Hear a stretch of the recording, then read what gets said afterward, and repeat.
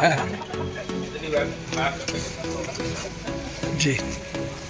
जी।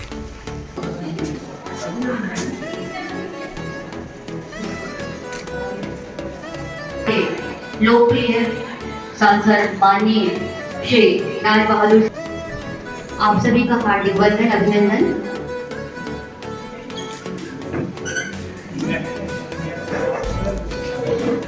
माननीय और विभिन्न स्कूलों के बच्चे हैं, आप सभी का हम हार्दिक स्वागत वंदन अभिनंदन करते हैं। मैं आग्रह करूंगी हमारे मुख्य अतिथि महोदय और आदरणीय जेडी सर से कि मां सरस्वती की प्रतिमा पर माल्यार्पण करके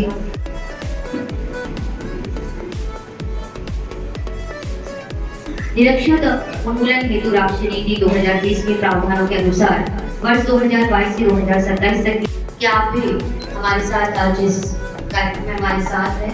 आर्यभारतुला या शुभ्रवस्त्रावृता या वीणावर्धनकरा या श्वेत पद्मासना या ब्रह्माच्युतशंकर प्रवृत्ते देवे सदा वंदिता सामान पात्र सरस्वती भगवती निःशेष जाड्यापः। माँ सरस्वती के साथ साथ उन असंख्य रश्मियों का, उन असंख्य ऊर्जाओं का हम आमंत्रण करते हैं कि हमारे इस कार्यक्रम को सफल बनाएं। अक्षर साथी जो नव साक्षरता कार्यक्रम के तहत हमें नया नाम मिल रहा है, हमारे समाज में ऐसे अक्षर साथी लोग जुड़े जो 15 वर्ष। मैं अनुरोध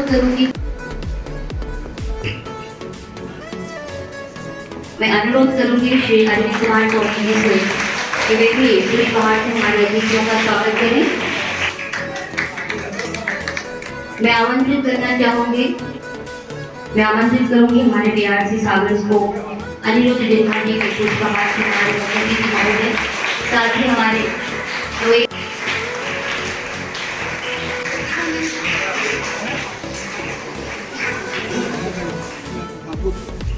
मैं एक बार आग्रह करूंगी हमारे भाभी जी प्रतिनिधि नवभारत की नींव है और अब कार्यक्रम को आगे बढ़ाने में आमंत्रित कर दूंगी हमारे अंतर्राष्ट्रीय साक्षरता दिवस के अवसर पर आयोजित इस कार्यक्रम में पधारे हमारे आज के मुख्य अतिथि सागर लोकसभा क्षेत्र के सांसद आदरणीय श्री राज बहादुर सिंह जी, सागर संभाग के शिक्षा विभाग के मुखिया हमारे संयुक्त संचालक सम्माननीय श्री मनीष वर्मा जी, प्रौढ़ शिक्षा अधिकारी श्री प्रशांत तिवारी जी, मंचासीन श्री गंगा प्रसाद सक्सेना जी, अनिल मिश्रा जी। सबसे पहले तो अंतर्राष्ट्रीय साक्षरता दिवस। अंतर्राष्ट्रीय साक्षरता दिवस 8 सितंबर को ही मनाया जाता है और इसके बारे में सबसे पहले 7 नवंबर 1965 को यूनेस्को की बैठक में विभिन्न देशों के प्रतिनिधियों ने मिलकर ये निर्धारण किया था कि 8 सितंबर को साक्षरता के क्षेत्र में एक कार्यक्रम आयोजित किया जाए, जिसे अंतर्राष्ट्रीय साक्षरता दिवस का नाम दिया जाए। और पहली बार 1966 में 8 सितंबर को अंतर्राष्ट्रीय साक्षरता दिवस मनाया गया। तो तब से ये प्रक्रिया 8 सितंबर अंतर्राष्ट्रीय साक्षरता दिवस के रूप में यह दिवस लगातार मनाया जाता रहा है। वर्तमान में निरक्षरता को दूर करने के लिए नवभारत साक्षरता कार्यक्रम के नाम से स्कूल शिक्षा विभाग के अंतर्गत ये कार्यक्रम संचालित है। नवभारत साक्षरता कार्यक्रम जैसा हमारे प्राथमिक शालाओं के प्रधानाध्यापक और विभिन्न स्वयंसेवी संगठन जो इससे जुड़े हुए हैं, इसमें हमारे अक्षर साथियों के अलावा हमारी विभिन्न संस्थाएं जो शैक्षिक रूप से इस कार्य में अपना योगदान दे रही हैं, वो स्किल डेवलपमेंट के इन कार्यक्रमों में भी सहभागिता कर रही हैं। तो अंतर्राष्ट्रीय साक्षरता दिवस के अवसर पर साक्षरता के इस महायज्ञ में उपस्थित आप सभी को समाज को आगे बढ़ाने के लिए हमारे सभी वर्ग के लोग इसमें अक्षर साथी के रूप में जुड़े, समाज को आगे बढ़ाएं। विशेष रूप से हमारे छात्र छात्राएं ये इस बात का संकल्प लें कि उनके घर में भी कोई साक्षर है तो वो स्वयं अक्षर साथी के रूप में काम करके अपने घर के बुजुर्गों को जो असाक्षर हैं उन्हें पढ़ाने का कार्य करेंगे। हमारे सम्मानीय हमारे मार्गदर्शक सम्मानीय श्री मनीष वर्मा जी, संयुक्त संचालक लोक शिक्षण सागर संभाग, उनके उद्बोधन के लिए सम्मानीय श्री मनीष वर्मा जी। अंतर्राष्ट्रीय साक्षरता दिवस 8 सितंबर के अवसर पर उपस्थित हमारे कार्यक्रम के मुख्य अतिथि सागर लोकसभा क्षेत्र के सादगीपूर्ण और लोकप्रिय सांसद, सभी सम्माननीय अतिथिगण, प्यारे बच्चों, सभी सम्माननीय शिक्षक साथियों, अंतर्राष्ट्रीय साक्षरता दिवस के अवसर पर प्रतिवर्ष पूरे विश्व के अंदर साक्षरता दिवस का आयोजन होता है, जिसका उद्देश्य है कि विश्व का प्रत्येक व्यक्ति पढ़ा लिखा हो, योग्य नागरिक बने और विश्व बंधुत्व और शांति और भाईचारे की भावना का विकास हो। यूनेस्को द्वारा प्रारंभ किया गया है, कभी कई वर्षों से मना रहे हैं। अभी जब मैं यहाँ पर था तो मैं ये अवलोकन कर रहा था कि 2011 के बाद में 2021 की जनगणना में भारत की जो लिटरेसी रेट है वो 77.7% है। इसके पहले ये 72% की 2011 में 72.9%, यानी 73%। तो पिछले दशक में लगभग 4 से 5% की साक्षरता दर में वृद्धि हुई है। महिलाओं की साक्षरता दर कम है और पुरुषों की 84% है। और यदि हम पूरे राज्यों की तुलना करें तो हमारे देश में आज भी, पहले भी केरल में सर्वाधिक साक्षरता दर थी और आज भी 96% के साथ में टॉप पर है। मध्य प्रदेश की अगर हम बात करें तो मध्य प्रदेश की 2021 की साक्षरता दर 73.7% है और हम अभी भी राज्यों में नीचे से 6वें स्थान पर हैं। साक्षरता दिवस मनाने का जो भारत सरकार का जो हमारा लक्ष्य है उसको हम ध्यान करें। भारत की जो माननीय प्रधानमंत्री जी के नेतृत्व में जो राष्ट्रीय शिक्षा नीति 2020 जारी हुई है उसमें सबके लिए शिक्षा का प्रावधान।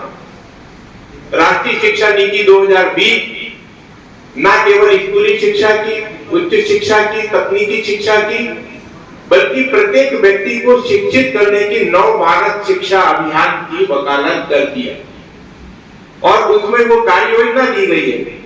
और इसके माध्यम से जिन जिलों में, जिन क्षेत्रों में साक्षरता का काम पिछड़ा हुआ है उसमें नव भारत साक्षरता अभियान के तहत उन लोगों को जोड़ करके मुख्य धारा में लाने का काम किया जा रहा है। माननीय सांसद जी को मैं अवगत कराना चाहता हूं, माननीय सांसद जी राज बहादुर सिंह जी का ध्यान आकृष्ट करना चाहता हूं कि अभी हमारे यहाँ पर जब कई बार बात होती है तो अनपढ़ आदमी, जिसको हम कहते हैं असाक्षर कहेंगे, वो कहता है कि हमें मिलेगा क्या। अब जो पढ़ने पढ़ाने के लिए जो जाते हैं वो व्यक्ति, उनको ऐसा लगता है कि इनको कोई फायदा होगा तो हमें पकड़ रहे हैं लोग। लेकिन वास्तव में अभी देखा जाए, जो व्यक्ति 15 वर्ष की जिसकी उम्र हुई है और किसी कारणवश वो व्यक्ति नहीं पढ़ पाया मुख्य धारा में, वो अनपढ़ है या असाक्षर है, या कई व्यक्ति ऐसे भी हैं जो 5वीं पढ़े लिखे हैं लेकिन वास्तव में क्रियात्मक रूप से उनको पढ़ना लिखना, अपनी भाषा और गणित में जोड़ना घटाना भी नहीं आता है। 5वीं पढ़े हुए हैं, वो 5वीं का प्रमाण पत्र है। तो ऐसे लोगों को भी इस अभियान में जोड़ना है। और मैं एक उदाहरण देना चाहता हूं, पढ़ने की कोई उम्र नहीं होती है। अभी हमारे यहाँ पर मध्य प्रदेश शासन ने 50,000 शिक्षकों की भर्ती की। एक महिला माध्यमिक शिक्षक की भर्ती में आई और जब भर्ती में आई तो उसके पहले सत्यापन का प्रावधान होता है पूरे उसके अभिलेखों का। हमने उसके अभिलेखों का सत्यापन किया तो पता लगा कि महिला की अब सेवा मात्र 6 साल ही बची है। तो हमने कहा, बहन जी आप तो 6 वर्ष बाद आप रिटायर हो जाएंगी, अब तक आपने अप्लाई क्यों नहीं किया। तो बोले क्या करें, बहुत ही विषम परिस्थिति में थे, परिवार की हालत सही नहीं थी, जैसे तैसे हम पढ़े, फिर हमने अतिथि शिक्षक का काम किया। तो जो सामान्य व्यक्ति है उसके लिए 35 वर्ष अधिकतम आयु है। अगर महिला है तो 5 वर्ष की छूट है, अगर अनुसूचित जाति जनजाति का है तो 5 वर्ष की छूट है। और अगर उसने अतिथि शिक्षक का काम किया है तो शासन के द्वारा 9 वर्ष की छूट है। आप 35 में 19 जोड़ते हैं तो 52 वर्ष की आयु तक आप नौकरी ले सकते हैं। तो जो आज 15 का है, 20 का है, 25 का है, यहाँ हमारे आकर साथी हैं, विद्यार्थी हैं, अपने आस पड़ोस में जो ऐसे लोग हैं 15 साल के, 25 साल के, 35 साल के और अभी असाक्षर हैं, आप बताइए कि हम आपको केवल साक्षर ही नहीं करेंगे बल्कि अनौपचारिक माध्यम से, ओपन स्कूल माध्यम से आपको 5वीं का, 8वीं का, 10वीं का, 12वीं का, महाविद्यालय का शिक्षा पूर्ण कराएंगे। और जब किसी की उम्र हो जाती है तो उसमें फिर अगर कोई 20 साल का हो गया तो उसको फिर 2 साल का गैप नहीं करना है। वो ओपन स्कूल में 5वीं दे, अगले साल 8वीं दे, तैयारी करे, 8वीं के बाद 10वीं दे, 10वीं के बाद 12वीं दे, 12वीं के बाद में महाविद्यालय में प्रवेश ले सकता है, प्राइवेट बैठ सकता है और अपने काम के साथ पढ़ाई जारी रख सकता है और नौकरी के लिए आवेदन कर सकता है। तो पूरा स्कोप है, उसको भी नौकरी मिल सकती है। और बहुत सारे ऐसे पद हैं जो छोटे छोटे पद हैं जो हायर सेकेंडरी पास होने के बाद ही मिल जाते हैं, जैसे कि लिपिक का पद है, पटवारी का पद है, आंगनवाड़ी कार्यकर्ता का पद है, छोटे छोटे बहुत सारे हैं।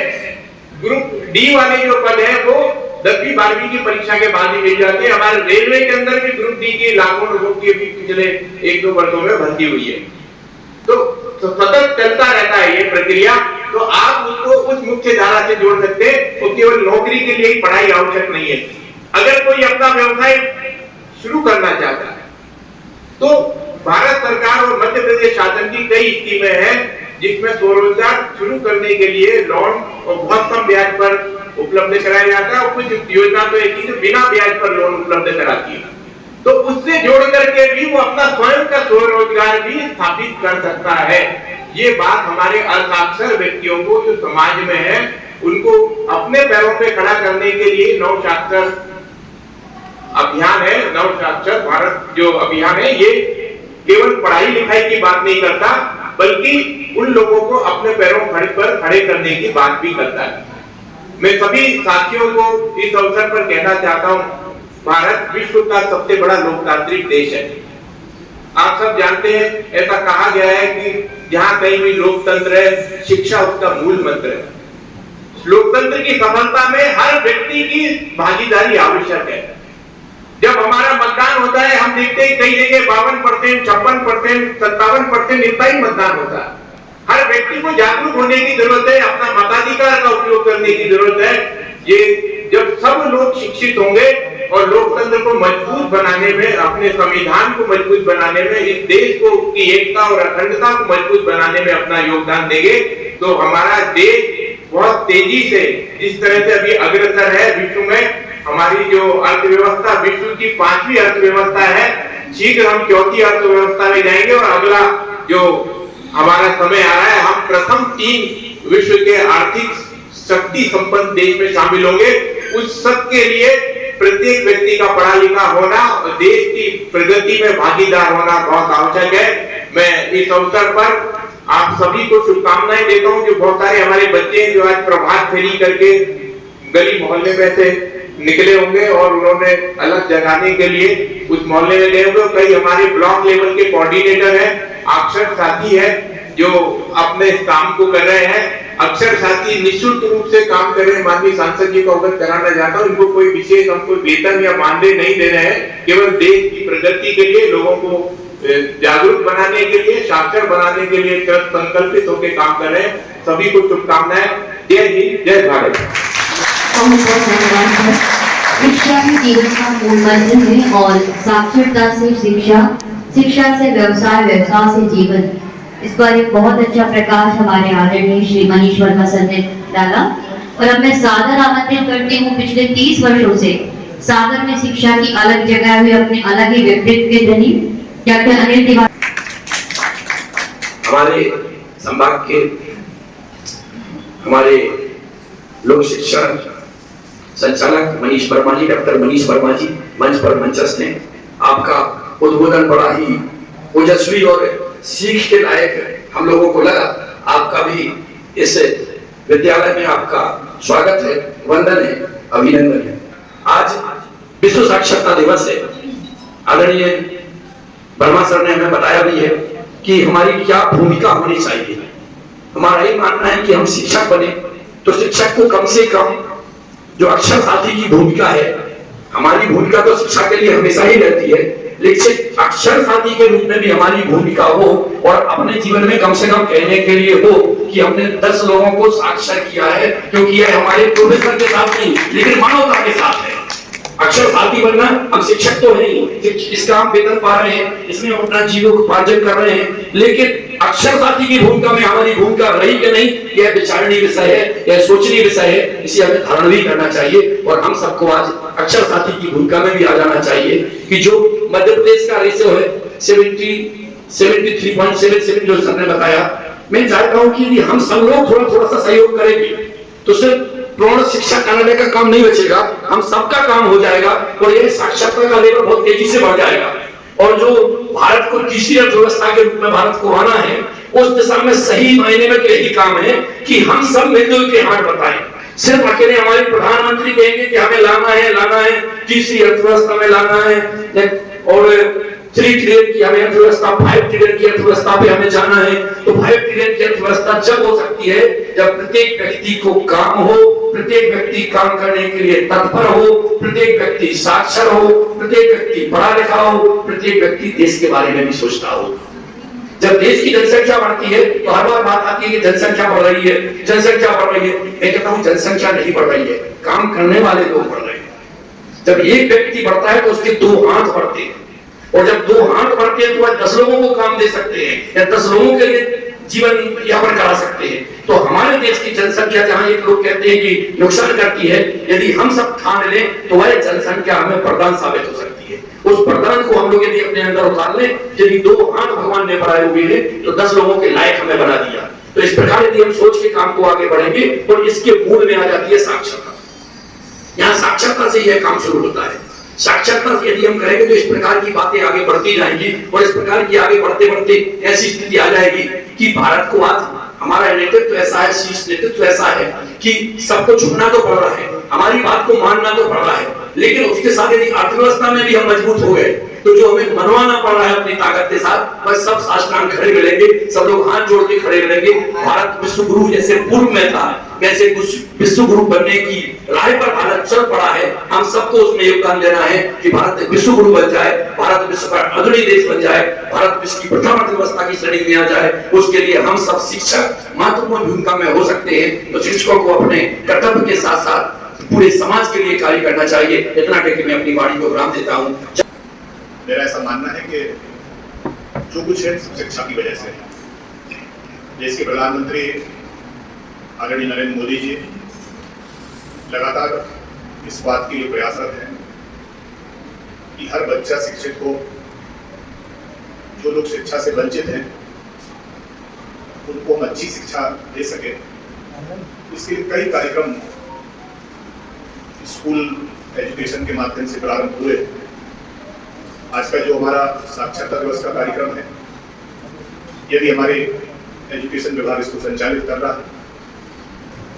अभी मंच से आपने डॉक्टर वर्मा सर को और हमारे अनिल जी, सुधीर तिवारी जी ने इस बात को रेखांकित किया है। शिक्षा हमारे जीवन में एक बहुत महत्वपूर्ण भूमिका रखता है। तो जो लोग शिक्षित नहीं है उनसे कभी जब हम मिलते हैं तो उनको देख के हमें दुख भी होता है और उनकी जो मना स्थिति होती है उसको भी हम लोग देखते हैं।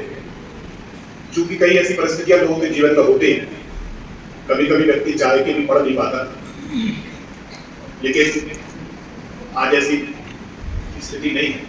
पहले का समय थोड़ा अलग था, आज का समय थोड़ा अलग है। अब चीजें बड़ी सुलभ हैं। हमारे जो माता पिता हैं, हम लोगों की पीढ़ी के, उनने एजुकेशन को समझा है कि एजुकेशन हमारे जीवन में कितनी आवश्यक है। पहले की जो दुनिया थी उसने कभी इस बात को ज़्यादा तवज्जो नहीं दी। तो हमारे लोगों के मन में एक बात होती थी कि जो व्यक्ति पढ़ेगा वो नौकरी के लिए पढ़ेगा।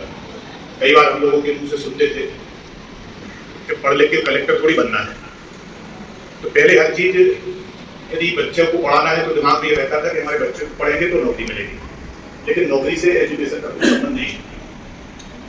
आप यदि शिक्षित होंगे तो आवश्यक नहीं है कि आप बहुत अच्छी सेवा, शासकीय सेवा में हों। आप यदि शिक्षित होंगे तो कई ऐसी चीजें हैं जिनको जॉइंट डायरेक्टर साहब ने भी कहा है, यदि हम शिक्षित होंगे तो अपने बारे में भी सोच सकते हैं, कोई हमें बेवकूफ नहीं बना सकता। कई ऐसी योजनाएं हैं जिनकी जानकारी यदि हम शिक्षित होंगे तो हमारे पास होगी, और निश्चित तौर पर हम आगे तभी बढ़ेंगे जब हम भी शिक्षित होंगे और हमारे बच्चे भी शिक्षित होंगे। आज की पीढ़ी में तो मैं इस बात को कह सकता हूँ कि अब निरक्षर बच्चों की संख्या हमें लगता है कि बहुत कम होगी, लेकिन यदि हम ओवरऑल की बात करते हैं तब जरूर आंकड़े सहित जॉइंट डायरेक्टर जी ने आपको बताया है कि लगभग 78% की आबादी अभी साक्षर है, और ये लगातार इसमें वृद्धि हो रही है। वृद्धि के पीछे भारत सरकार भी है, वृद्धि के पीछे मध्य प्रदेश की सरकार भी है, तो वृद्धि के पीछे यहाँ उपस्थित सभी शिक्षक साथी भी हैं, तो पीछे की बेंचों पर बैठे हमारे बच्चे भी हैं जिनने शिक्षा के महत्व को समझा है। भारत सरकार लगातार इस बात के लिए संकल्पशील है, प्रयत्नशील है कि हमारे बच्चे आगे बढ़े। अभी थोड़ा जितना मैं समझता हूँ उसमें एजुकेशन के लिए और कई काम करने की आवश्यकता है।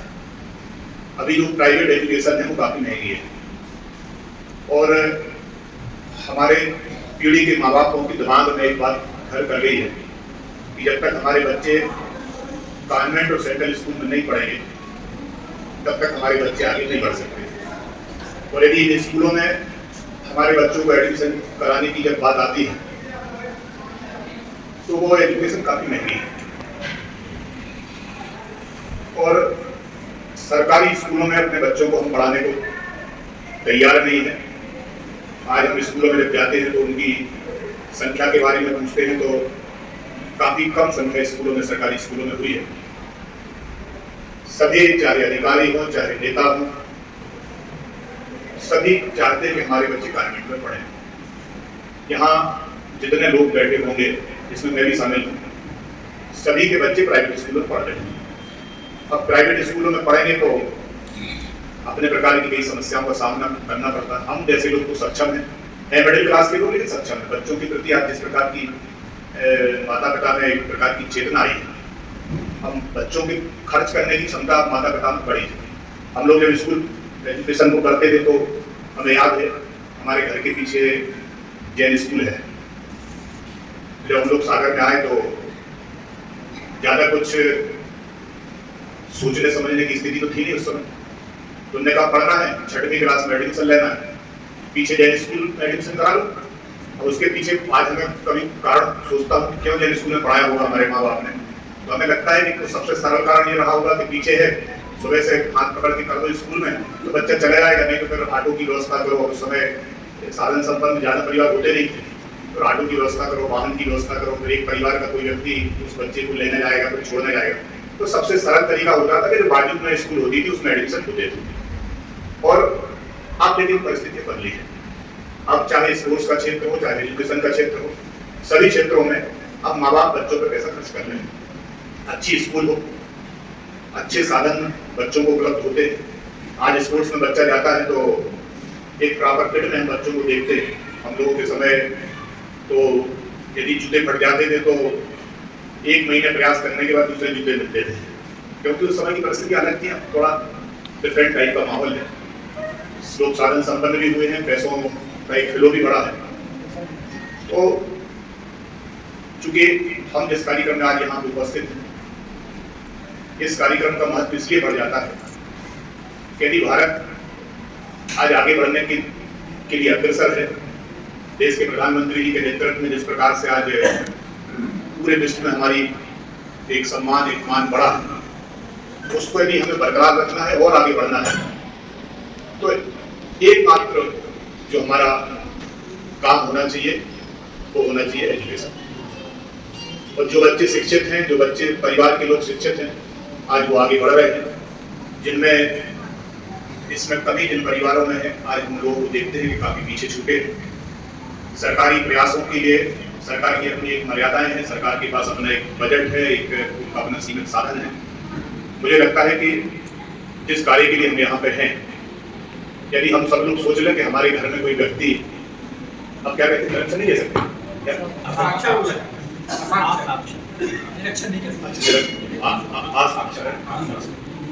कोई व्यक्ति असाक्षर न रहे, तो इसके लिए भी हम तय कर लें कि हमारे घर में कोई बच्चा, कोई ज्यादा उम्र का व्यक्ति पढ़ाई लिखाई नहीं कर पाया है, यदि हम तय करें कि उस व्यक्ति को हम साक्षर करेंगे, तो हमें लगता है कि फिर थोड़ा काम सरल हो जाएगा, क्योंकि सरकारी व्यवस्था अपनी गति से चलती है और उसकी जो सफलता का रेशियो है उसकी भी अपनी सीमाएं हैं। इसलिए मेरा ऐसा मानना है कि यदि हम सब लोग ये तय करें कि हम इस काम को आगे बढ़ाएंगे, अभी एक मेंटेलिटी काम करने लगी है कि जो कुछ भी है वो सब सरकार को करना है। हमारे घर के सामने हम सब लोग, जब आपकी उम्र की यदि हम मान लें अपने आप को, तो पुराने समय में कई ऐसी चीजों को हम लोग देखते थे जो पूरी की पूरी चीजें बदल गई हैं। पहले मैं याद है कि जब हम सो के उठते थे तो हमारी माँ अपने घर के दरवाजे के सामने जितनी जगह होती थी उसमें खुद सफाई करती थी। अब हम इंतजार करते हैं कि कोई म्यूनिसिपालिटी का कोई व्यक्ति झाड़ू लेके आ जाए और घर के सामने तो साफ सुथरा कर दे। यदि इसको हम अपनी दिनचर्या में क्या ला नहीं सकते? जो पुरानी चीजें पुराने माँ बाप यदि करते थे तो हमारी पीढ़ी में करने में क्या दिक्कत है? तो कई चीजें हम सोचते हैं कि हर चीज सरकार के भरोसे छोड़ देते हैं तो फिर परेशानी बढ़ती जाती है हर चीज के लिए। आज यदि सफाई नहीं हुई है तो नगर निगम दोषी, आज यदि बिजली नहीं जल रही हो तो एमपी दोषी। हर काम के लिए, हर विभागों के लिए पूछने की एक हमारी टेंडेंसी, एक प्रवृत्ति बड़ी है। मेरा ऐसा मानना है कि हमारी अपनी भी कुछ ड्यूटी होती है, यदि हम उसको करने का प्रयास करें।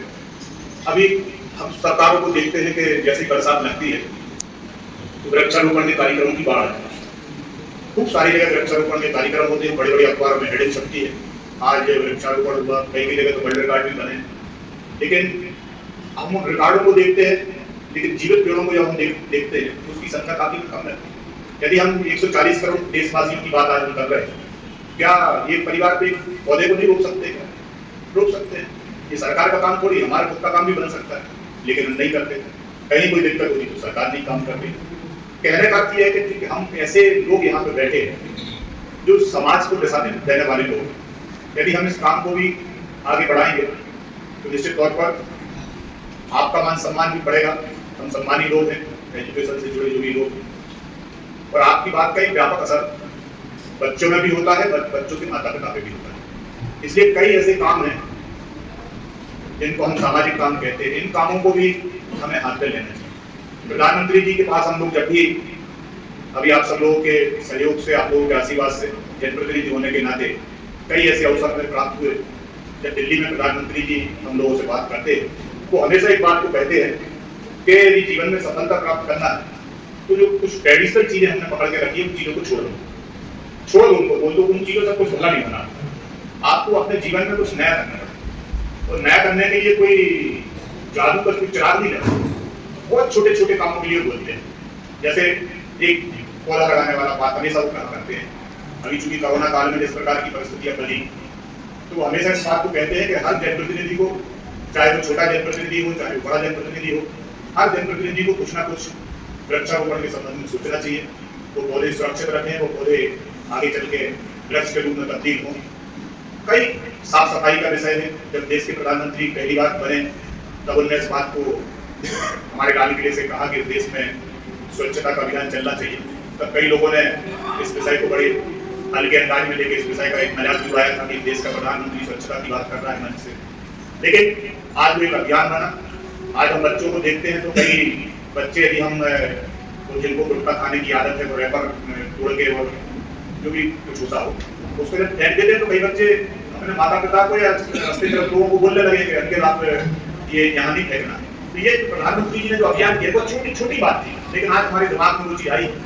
तो मैं इसकी ओर से स्वागत करता हूँ, और जिस काम के लिए हम यहाँ पे बैठे ये काम गुणा 4 करके और आगे बढ़े, ऐसी मेरी सभी लोगों के लिए शुभकामनाएं। आगे चल के हम सभी इस काम में सहभागी भी बनेंगे। ऐसी ही मेरी आप सब लोगों से प्रार्थना है आज के कार्यक्रम के लिए। आप सब लोगों ने मुझे आपसे बातचीत करने का अवसर दिया, आप सबका बहुत धन्यवाद। विश्व साक्षरता दिवस के अवसर पर जो शपथ ली जानी है उसके लिए सभी से अनुरोध है कि अपना दाया हाथ आगे कर लेंगे और मैं बोलूंगा, आप उसको दोहराएंगे। मैं ईश्वर की शपथ लेता हूँ कि मैं सत्य निष्ठा से प्रतिज्ञा करता हूँ मैं अपने ही नहीं दूसरों के बच्चों को भी शिक्षा दिलाने की कोशिश करूंगा, साथ ही उनके माता पिता या समाज के जो व्यक्ति असाक्षर है उन्हें नव भारत साक्षरता अभियान से जोड़कर साक्षर करने की प्रतिज्ञा करता हूँ। अतः ईश्वर मुझे असाक्षरों को साक्षर करने का सामर्थ्य दे। जय हिंद, जय भारत। जय हिंद, जय भारत। उसके बाद शिक्षक और इसके साथ ही एक साक्षरता रैली का आयोजन किया गया। हमारे संभाग के मुखिया डॉक्टर शर्मा जी का मैं आभार प्रकट करता हूँ। इस स्थान का हमने समुचित प्रयोग किया, हमारे छोटे भाई उनका भी आभार प्रकट करता हूँ। मैं चूंकि मात्र केवल एक दिन के अनुभव पर इस क्षेत्र में आया हूँ, इसलिए मैं डॉक्टर सुधीर तिवारी का भी आभार प्रकट करता हूँ। डॉक्टर सक्सेना, अनिल तिवारी जी, मनोज तिवारी जी, धर्मेंद्र ठाकुर जी, हमारे सेवक शिक्षक साथी शांडिल जी, द्वारका सेन जी, हमारे पूरे शिक्षा विभाग के जो जुड़े हुए साथी हैं, सभी साथी हैं, मैं उनका सबका आभार प्रकट करता हूं। और मैं ये उम्मीद भी करता हूं कि आपने जो समय दिया है, ये समय केवल फॉर्मेलिटी ना हो, हम इसमें दस्ता बढ़ाकर जो हमारा उद्देश्य है, जो ओजस्वी हमें वाणी यहाँ से मन से प्राप्त हुई है, मैं उस वाणी के माध्यम से आपसे पूरा अनुरोध करता हूं कि आपने समय दिया, आपका बहुत धन्यवाद, आभार। और यह आभार तभी स्वीकृत होगा जब आप दस्ता बढ़ाएं। यहाँ सर मंच पे सर मैं एक विशेष ध्यान आकर्षण करना चाहता हूँ। हमारे यहाँ साथी बैठे हुए डॉक्टर धर्मेंद्र सर, आपकी शासकीय माध्यमिक शाला के कुछ बच्चे इस रैली में शामिल होंगे। गणेश उत्सव आपकी शाला का विशेष होता है। यदि आपको अवसर मिले तो कम से कम 50 से ऊपर गणपति जी की प्रतिमाएं आपके विद्यार्थी बना। मैं हर वर्ष, मैं सौभाग्यशाली मानता हूँ कि मैं हर वर्ष उत्सव में शामिल होता हूँ। 10 वर्ष पूर्ण होता है। मेरा निवेदन है कि कुछ ऐसे नवाचार जो होते हैं उनमें हम थोड़ा सा पहुंचकर यदि बच्चों को प्रोत्साहित करते हैं, तो मैं डॉक्टर धर्मेंद्र सर की तरफ से भी आपको सादर आमंत्रित करता हूँ। 10 दिन में कभी भी अगर आप थोड़ा सा समय दे देंगे तो बच्चों की प्रतिभाएं निश्चित तौर पर आगे आएंगी। अभी धर्मेंद्र सर के काफी प्रयास रहे हैं, काफी कुछ रहा है। कोई हमारे जेडी सर ने एक बहुत अच्छा सुझाव दिया कि चूंकि आज साक्षरता दिवस है और आज के दिन यदि इस प्रकार की कोई चीज हम यहाँ मंच से कहें कि जो भी हमारे संसदीय क्षेत्र में जो भी ग्राम पंचायत साक्षर होगी उसको मैं अपनी ओर से 2 लाख रुपए की राशि ये नया प्रोत्साहन, नई ऊर्जा हमें प्राप्त हो रही है। और अब हम हमारे शिक्षकों की तरफ से शरण सिंह गंभीरिया सर को आमंत्रित करते हुए बहुत कुछ 2 धन्यवाद के शब्द कह रहे हैं। जी, मैं अपने आप को रोक नहीं पाया। आज इस मंच पर हमारे मुख्य अतिथि के रूप में बहुत ही लोकप्रिय साथी प्रिय सांसद श्री राज बहादुर सिंह जी और हमारे शिक्षा विभाग के संभाग के मुखिया, तो ऐसी विभूति विराजमान है। विभिन्न जगहों पर विभिन्न उद्बोधनों में मैंने आदरणीय सांसद जी को भी सुना है। वो लीग से हटके हमेशा शिक्षा पर ध्यान देते हैं, प्रोत्साहित करते हैं कि यदि सबसे ज्यादा इन्वेस्ट आपको करना हो तो शिक्षा के क्षेत्र में करो। ऐसे मैंने पहले जनप्रतिनिधि देखे जो शिक्षा को प्रोत्साहित करते हैं। और हमारे सम्मुख हमारे संभाग के मुखिया आदरणीय जेडी साहब, जनप्रतिनिधि तो लोकप्रिय हमने सुने हैं, लेकिन हमारे शिक्षा विभाग के संभागीय अधिकारी भी लोकप्रिय इस मामले में है कि बहुत सारे अधिकारी हमने देख कर आए, लेकिन अकादमिक कार्य वास्तव में शिक्षा का जो होता है उसका जो बढ़ावा दिया और हम शिक्षकों के अंदर भी जो भाव था कुछ करने का, हम सबको प्रोत्साहन